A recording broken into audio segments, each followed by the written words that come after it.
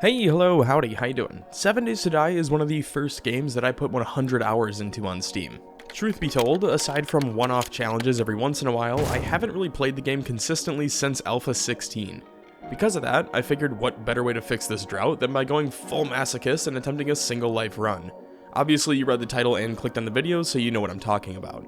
This series ends when I die. There's no second chances, no do-overs, one slight miscalculation while aiming for the bushes and this run's over. For this series, I kept the settings to pure vanilla. I'll be playing on 60-minute days on the default difficulty since I'm learning the game on the fly, and as much as you all probably want to see me suffer, I'd like this series to last longer than half an episode. Day 1 started like any other. After completing the initial tutorial, I began making my way to the nearest trader outpost when I stumbled upon a chicken.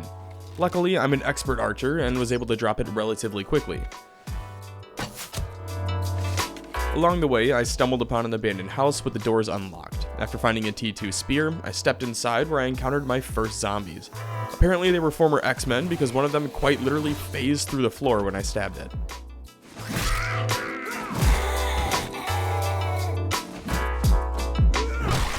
Having dispatched the 2 occupants, I looted the rest of the building and continued on my journey. From what I remember, it's a good idea to just grab everything at first since you can sell it all to the traders, so I just went with that. After about an hour or so of walking, I came across another chicken minding its own business.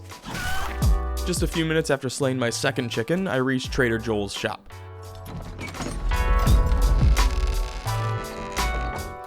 After looting the surrounding area, I headed upstairs to interact with him. It only took a few moments of trading before I noticed it. It was love at first sight, but I still need around 400 more coins. Since there's no sense in playing this if I can't be dripped out, I accepted my first quest and set out to earn some Doot tokens the good old-fashioned way, by slaughtering zombies.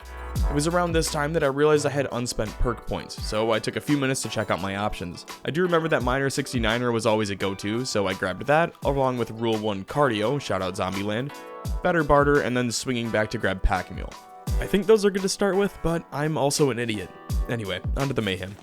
The mine was a really cool POI. I'm not sure they had stuff like this since the last time I've played, but I really like the layout of it and the fact that there's almost like a treasure room at the end, similar to a dungeon in an RPG.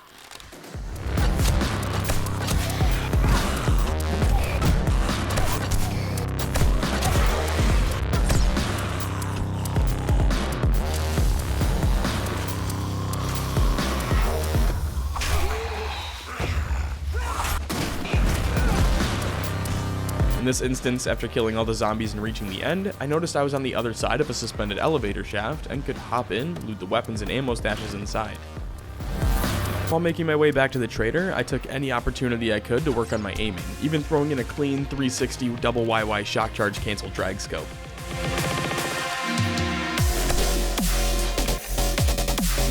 If anyone knows anyone in FaZe, tell them to hit me up. I think I can bring back the sniping montages. With the quest turned in, I took my reward of 10 pipe bombs, purchased my cowboy hat, and even had some cash left over to buy 3 recipe magazines. I went with Forge Ahead, Medical Journal, and Scrapping for fun. At this point, I grabbed another quest so I could keep leveling, and dumped all of my extra gear into the red sedan before setting off to kill some more zombies.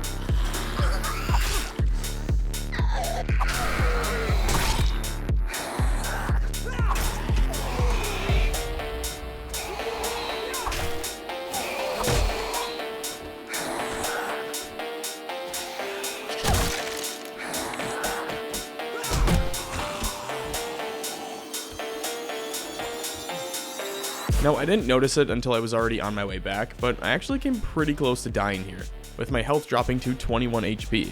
I also don't think I can make it back to the trader in time, but I don't remember what time they open or close, so f*** it. I also found this place called Judy Witch, but the difficulty looked pretty high, so I didn't want to risk it and just ran past, though I'm sure we'll come back here eventually. Luckily, I was able to make it back to Trader Joel's before he closed and was able to purchase a grill to go along with my cooking pot. At this point, I have about an hour left before dark and the zombies start sprinting like coked out Florida men, so I tried to find a safe place to spend the night. I wanted to stay close to the traders, so I settled on the Clemens house. I was able to clear the house relatively quickly, killing the final zombie as night hit and setting up a small camp in the loot room for the night. I'll definitely need some more general supplies, but that can wait for tomorrow. For now, this'll do. Day 2 started off with a bang when a few zombies realized I was pulling an Anne Frank. The first was pretty easy, but the two chicks gave me some problems since they both just steamrolled through me when I went to stab them. Luckily, I'd survived the night and was ready to get started on day 2. Most of the morning was spent farming resources like wood since I had to resort to building blocks for fuel last night. I also think I'm going to make this house my first Horde Night base since I don't really have any cool designs planned, at least not at the moment. I even managed to get some hunting in as well. My big goal for today is to build dew collectors, since we can't just collect 500 empty glass jars and walk into a river anymore. Joel has 4 water filters at 2k a pop, so looks like I'll be questing until then. Come back and tell your friends. My first quest of the day was another clearing run. I tried to take it slow and use my knife so I could apply bleed damage before shutting the doors for a few seconds and then popping back in to stab them with the spear.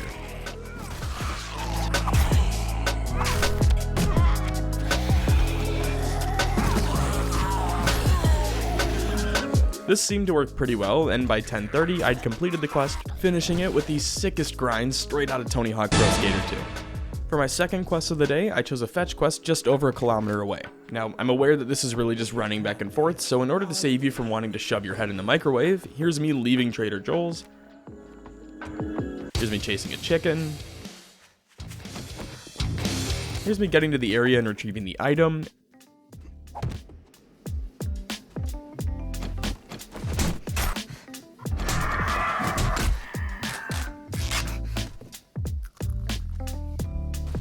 And here's me back at Trader Joel's a few hours later. Apocalypse isn't so bad. It's also worth noting that I ate a random sandwich I found on my way back and gave myself diarrhea, so oops. At this point, it was pretty obvious that I wasn't going to be able to build a dew collector today, but I at least wanted to grab the filter needed for them. This led me to my third quest of the day to kill some more zombies, all the while just absolutely destroying my pants.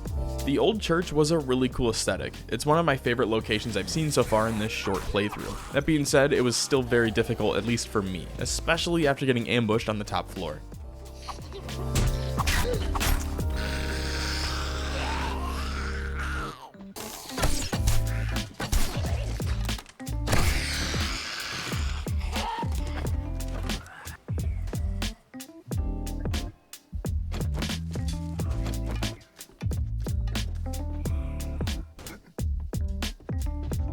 I completed the quest, but I'm almost a full kilometer away from Joel, so I don't think I'll be turning this in tonight. As I got back on the main road to make my way home, I walked into a group of hellhounds. I'm not quite sure what their actual name is, but I'm going with hellhounds because they remind me of the dogs from COD Zombies.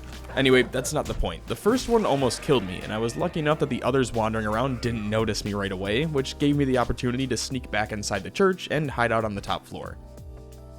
I'm dehydrated and encumbered, so I want to avoid fighting until I can make it back to Joel. Hopefully, I'll be able to buy some drinks off of him before heading back out to continue grinding. It looks like the hellhounds have wandered off, which allowed me to jump down and get on my way safely. I was able to reach Joel's right as the outpost opened for the day and turned in my quest, taking the Ranger's Guide to Archery magazine as a reward. From there, I spent about 2,200 tokens on a water filter so I can craft a dew collector and never have to worry about water again.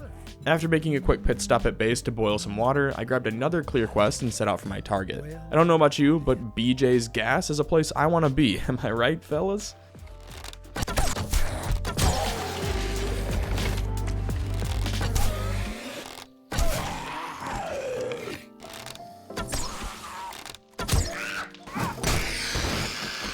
friend? Turning this quest in gave me another 800 tokens and 60 shotgun shells, along with a few hundred extra tokens I made from invoking the capitalism gods and selling all my junk back to Joel. From there, I set a waypoint for Trader Bob, since I read that he sells tools and vehicle parts, and I really want a wrench so I can start farming steel and various components. While traversing the hellscape that is the wasteland, I came across what is quite possibly the most frightening thing I've ever encountered in my time playing this game. I don't know about you, but nothing gives me explosive diarrhea like seeing a zombified Tammy from Thousand Pound Sisters making its way towards you through the fog. Oh, and there was also a bear.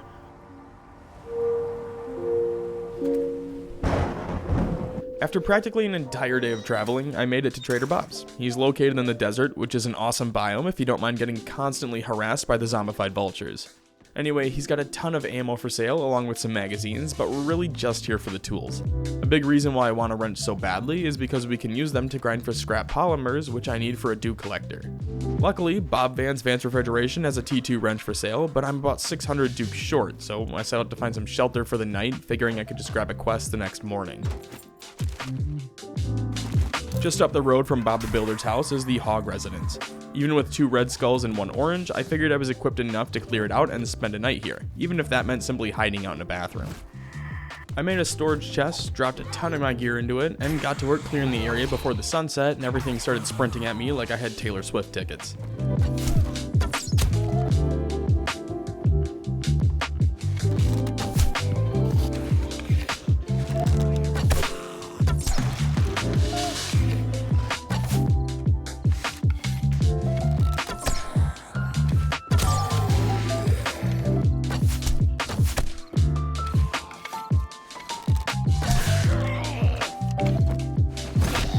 After securing the house, I began making my way back to Bob. While looting a truck, I ended up finding a T1 wrench, meaning I no longer had to spend 2,000 tokens on one.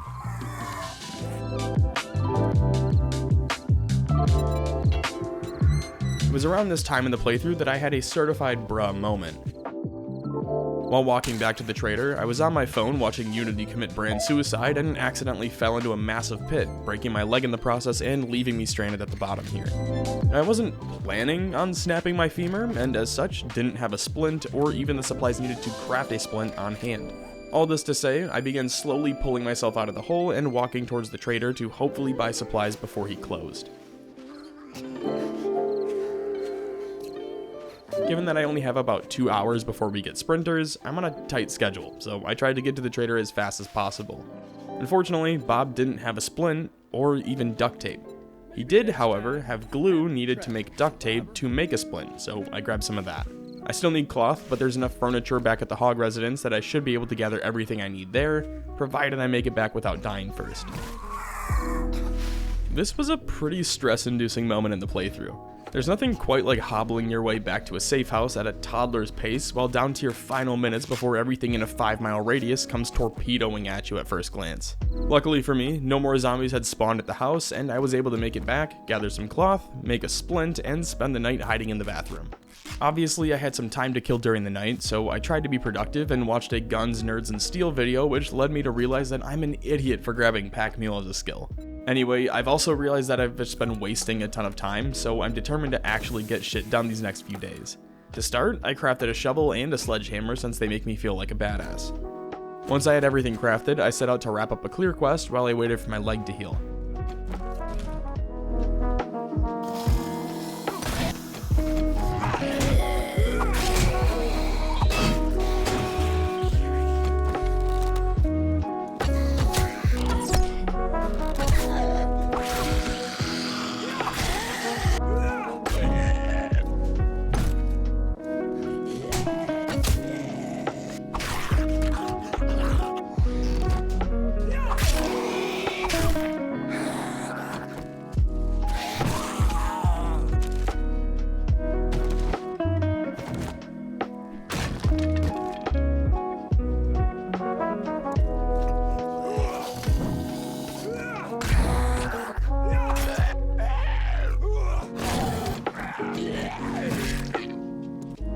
After clearing and looting the area, I returned to Trader Bob's, where I made what is likely the dumbest mistake of this entire playthrough. I'm not sure what caused it. Maybe it was a sense of wanting something that sounded badass, or maybe I just felt like I needed a gun, but something possessed me to purchase a 15-round pipe machine gun that I only ever used one singular time over the next 3 days. At this point, I've had enough of the Arizona lifestyle, so I went back to the Hog residence where I picked up all my gear from yesterday and began hobbling my way back to base. Obviously, this took way longer than I would have liked, considering I'm still recovering from a broken leg and am severely encumbered, but I countered this just by blasting Joey Diaz motivational quotes for my entire journey back. I was able to make it back to Joel's late that afternoon, and after wrapping up another clear quest for Trader Joel, I was rewarded with what was probably the biggest fuck you this game has ever given me. Just a friendly reminder that I spent the better part of 2 full days walking all the way to the desert, breaking my leg, and then walking all the way back with said injury, only to be given a bike after completing literally the next quest. At least now we're on to T2 quests, so the rewards will get better, but I mean, come on, talk about shitty timing. Granted, I know it's 100% my fault since I could have just looked up at what point you move on to T2 quests and what the rewards were, but just let me have this one. The only other things worth mentioning today is I grabbed the special quest to go find yet another trader, and I've just fully embraced the strength skill tree and am planning to rock sledgehammers and shotguns in case any of you were wondering, though I'm 100% open to changing this if you guys have a better plan for me. Oh, and I also crafted a forge. I can't really do anything with it at the moment, but I have one now. After spending most of the night impersonating Anne Frank again, I decided to get a head start this morning and try out the bicycle. I also finally caved and crafted my first clothing pocket mod, which, if you're like me and didn't know this, essentially just gives you free inventory slots, completely negating pack mule. I gotta say, the bike is pretty sick. You can even take it off-roading and ride through the wasteland without completely destroying it. Trader Jen is probably my favorite trader in the game, for, reasons. She mainly sells medical supplies, but some of it is incredibly useful. I went ahead and bought 2 tool magazines from her so that I could eventually get around to crafting an iron pickaxe, but I didn't want to splurge on too much outside of that. She mainly sells medical supplies, but some of it is incredibly useful. I went ahead and bought 2 tool magazines from her so that I could eventually get around to crafting an iron pickaxe, but I didn't want to splurge on too much outside of that. Apparently the zombies are adopting World War Z methods now as well, since they've mastered the effective strategy of simply standing on top of each other. Truly remarkable. In all honesty, a lot of day 5 was spent riding my bike, and although I can ride a bike with no handlebars, and yes, that was an oddly specific reference from 2005, if you know you know, it didn't stop me from looking like they let a Make-A-Wish kid into a Harley-Davidson commercial. If you're wondering where I'm off to, the answer is Trader Hugh, who is apparently known for weapons and ammo, because why craft a good weapon when you can simply purchase a great one? That being said, this dude sucks, and the entire trip was a giant waste of time. So far, it feels like Trader Joel just has the best supply options for anything other than medical supplies, in which case I'll just go to Jen's. I bought some water and honey to convince myself that this wasn't a complete failure, and headed back to Joel's to grab my first T2 quest. For fetch and clears, it's essentially just combining both the fetch quest and the clear quest from the tier 1 category. So in this instance, I need to kill all of the pre-spawn zombies in the barn, as well as find the hidden stash to return to Joel. They're not really difficult by any means, it just requires you to do a little extra work.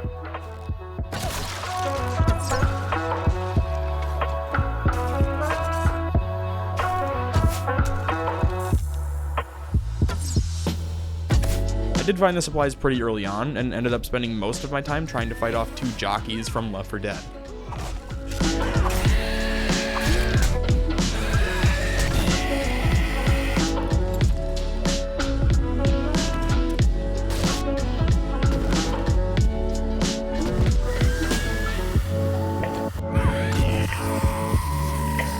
Turning in this quest gave me around double the Duke tokens at 1400 and the choice between an iron sledgehammer and a crafting skill mag bundle. I ended up choosing the magazine bundle over the sledgehammer since I felt like I really didn't need that right now, and instead opted for the magazines. After selling a few extra items, I purchased a T4 pipe shotgun along with 60 rounds of buckshot. If you thought I was retarded before, I can't imagine how many of you just face-palmed after watching that happen. Regardless, we'll make it work somehow. At this point, I've done enough of these clear quests that they're probably starting to feel a little redundant, but I wanted to showcase how good sneaking is in this game if you can pull it off effectively. For instance, I walked in here with a T3 primitive bow and stone arrows with no perk bonuses on archery or sneaking bonuses. I think it's safe to say that stealth is OP. At least until you get ambushed, in which case, I don't know, just try your best or something.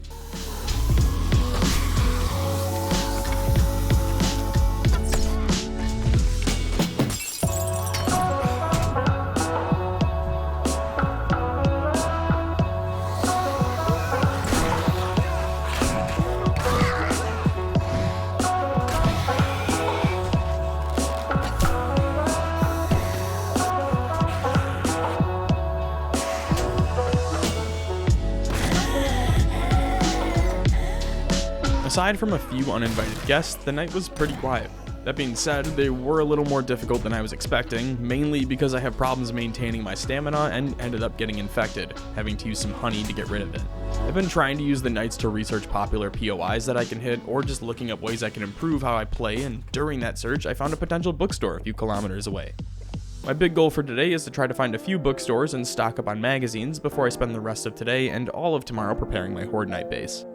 I made it to Crack a Book early that morning and began trying to plan my way inside. It's almost entirely sealed up, but there's always a way.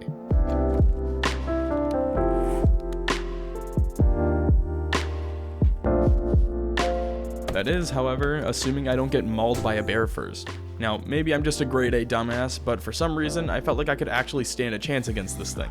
I mean, I had a primitive bow and some stone arrows. What else could I possibly need, right? It's not like I had a pipe machine gun back at base just waiting to be used. It was also kind of squished between the building and the metal fence, so I figured I could just launch arrows at it until it died. Well, that worked for about 5 seconds until it freed itself, only to go get stuck behind a semi. I tried my best to go around the side of it and pop shots as it bobbed up and down every so often, until the bear realized it could just go around the semi instead of trying to force its way through it. This little cat and mouse game went on for a while, with me trying to ride my bike far enough away that I could potentially land a shot on it, which for some reason gave me the courage to just try stabbing it a few times with a bone knife, before eventually losing it while making laps around the neighborhood. Using the Minecraft method, I stacked a ton of building blocks on top of each other until I had enough height to jump onto the ledge, and after peacefully protesting my way through a window, I was able to successfully enter the bookstore. I then proceeded to spam loot literally anything I could see. I didn't care about what type of magazine it was or how many there were. If I could loot it, I did. Alrighty, today's the big day, and I'm just now getting started on my Horde Night base. Don't worry though, I watched a few YouTube videos on it and I think I have an idea. I built out a small foundational structure, and my plan is to build a ramp up to the top of it and then take some metal bars and make that a little tightrope section right by a window so I can funnel zombies in one at a time. I figured that'll be the easiest way to do this, and I can just chug some coffee to keep my stamina up for my sledgehammer swings. For that catwalk section, I went with these centered iron bars since that made the most sense to me. I don't have a ton of spare iron sitting around, but I did have enough to make 7 iron bars, which I figured I could use for the entire walkway to the structure. Unfortunately, as we've established multiple times, I'm an absolute idiot and didn't realize I needed to do more than just place building blocks before attaching my iron bars, resulting in me wasting 2 of my 7 pieces. Following up that masterclass performance, I upgraded the building blocks and went with an attempt at building a straight line of iron bars, which went exactly how you're thinking that went.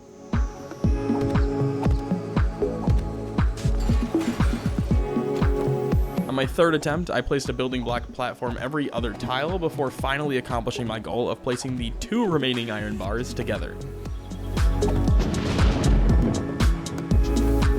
At this point, I had less than 12 hours before the first blood moon, so I decided to spend a few hours just upgrading my blocks. My plan was to place everything as a building block first and then upgrade what I could once I had the foundation placed.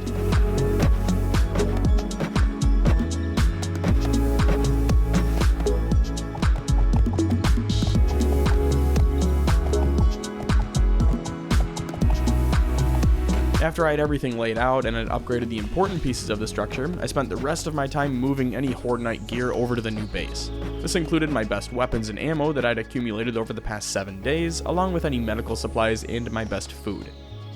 I wanted to keep some blocks as building blocks so I could remove them to shoot at zombies if they started hitting the pillars below me. I also built out an escape hatch up top just in case I lost control and the zombies started flooding into my little square box. At this point, all that was left to do was wait. I had my best gear, a somewhat defensible position, and a few bandages.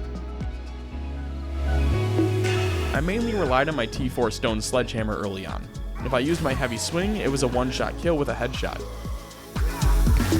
When I needed to replenish stamina, I'd switch to my pipe shotgun, which would normally kill at least 1 zombie and often stagger a few more, giving me an extra second or 2 to recover.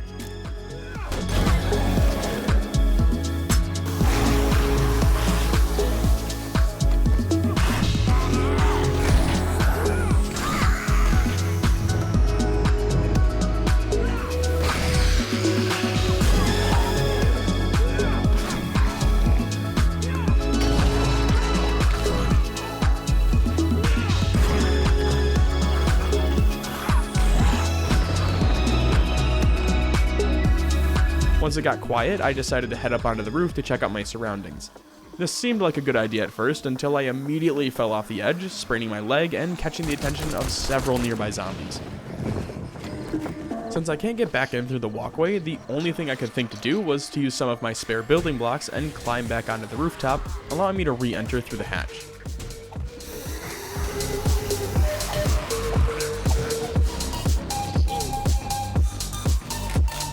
Once I was back in, it was business as usual.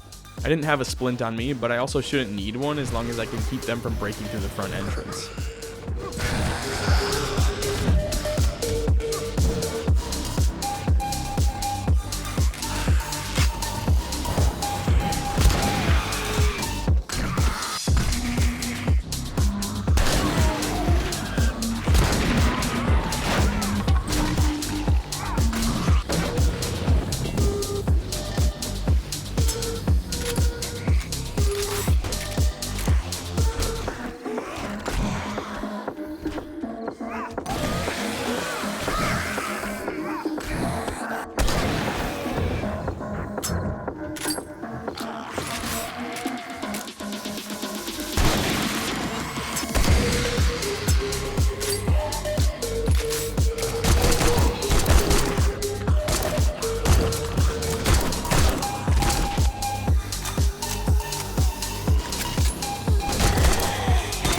The base seemed to hold up very well here. Granted, this is only the first Horde night, so I'm sure it's not going to be something that I can use long term, but at least for now, it's getting the job done. Just before midnight, I got an audio cue which seemed to trigger the end of the event. I hopped onto the roof and climbed back down to double check and loot some of the corpses, but I wasn't 100% sure if this was the end or not, so I chose to play it safe and wait a few more hours to find out. Looks like that's going to be it for my first blood moon. And with that, I'm going to stop here for today. Thank you all so much for watching. This is my first time attempting something like this on 7 Days to Die, and I'm having a blast with it through the first blood moon. It should be obvious by now, but I'm very new to Alpha 21, so any tips, feedback, or criticism is greatly appreciated. Thank you to all my YouTube members and Patreon supporters who make it possible for me to try my hand at making content for other games every once in a while. Until next time, I appreciate you all. And as always, thanks for stopping by.